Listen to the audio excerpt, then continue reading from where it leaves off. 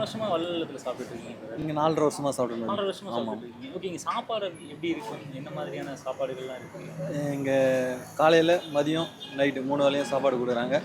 சாப்பாடு சூப்பராக இருக்கும். ஹோட்டலை விட பெஸ்ட்டாக இருக்கும். வீட்டு முறையில் சாப்பிட்ற மாதிரி இருக்கும். எனக்கு ஆஃபீஸ் வந்து மடிப்பாங்க தான். இங்கே போக சொல்ல அப்படியே சாப்பிட்டு போவேன். நைட் அதேமாதிரி ஒரு 7 மணிக்கு போல் வந்து சாப்பிட்டு போவேன். இப்போ நீங்க வந்து சொந்த ஊரே இங்கே தானுங்களா இல்லை வெளியில இருந்து? வெளியிலேருந்து.